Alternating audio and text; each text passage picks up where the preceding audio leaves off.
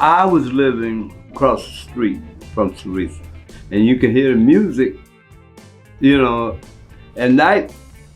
What I did was, I was too young to go in, but I'd go in the back and watch the show from the back. Going down to Theresa Lounge, that's a place where all the blues men hang out. And then one day, they had a jam session, so I got the courage to go to the front door.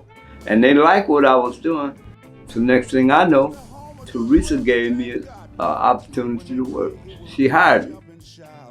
Theresa's Lounge, actually, I'm Theresa's youngest grandson out of 3. I started attending bar down there at the age of 11. And the relationships that she developed over the years turned Theresa's Lounge into opportunity.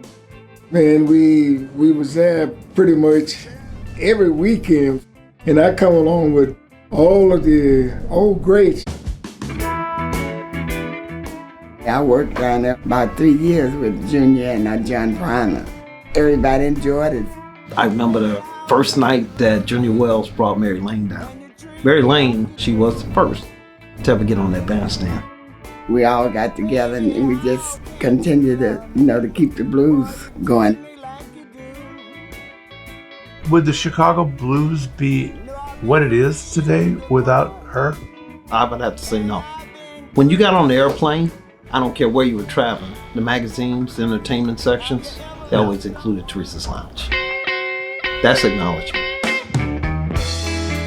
I first went to Theresa's when I was in high school with some friends. Years later, when I had a blues band, we decided if we're really good, we should play at the best place. And it turned out the best place was in the basement on 48th in Indiana, the pinnacle of blues. My grandmother in 1948 was the first black woman in the city of Chicago to get a business license. Strong woman, a pillar in the community. Everybody wanted to hang out. Theresa's, black and white, everybody would come down there. People from around the world, would be coming to the club because she was so prominent in the blues scene, Being a woman in a man's world, yesterday and today, the respect was there. You just don't get that kind of respect. You earn it. Theresa was definitely my pinnacle of what I do for a living now. What I learned about Theresa's in the years of playing there is the walls had a sound. In the basement, the acoustics were different, That's the best acoustics I've heard at Theresa's. And clubs in Chicago try to get that sound, that tone. Theresa's was the place you gotta go off and kind of show what you're doing. And Junior Wells was the boss, so he run the place down there, Junior was the main guy. I mean, he always sat right up by where everybody came in, and he was like holding court in there. That was his spot. I met Junior Wells back in Italy. I told him that I wanted to play the blues. So he said, well, you have to come to Chicago. He gave me Theresa's Lounge address. I found out that my buddy Lucius had a connection to Junior Wells. As the years progressed, I kept coming back down. Ultimately, I earned Junior's respect. And there was times when we shared the stage together. A lot of it I don't remember, there was so much going on down there, but I do remember the blues, If you don't get the blues, you got a hole in your soul. In Chicago, I wanted to stay as long as possible.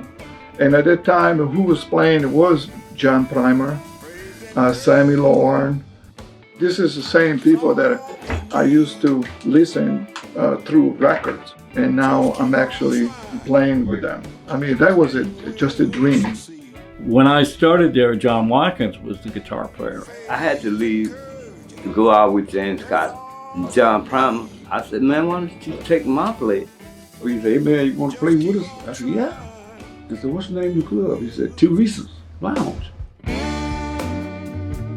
From then on, I was there for 7 nights, 7 days, 7 nights a week for 7 years. I was there. Yeah, I played with all the guys that came there. I just had a good experience teaching those young guys come down here to play too. Junior Wells bought him a guitar. That's how much the musicians cared about you. The job didn't pay a lot of money. It was $15 a night, and I would work 7 nights a week, and I would clear about $20 after expenses. It wasn't all about the money because I used to do what I love to do, play music. I spent 7 nights a week for 7 long years. I learned to play the blues. Blues is blues. It's a university thing, music is. Blues don't have no color. Anyone can play blues.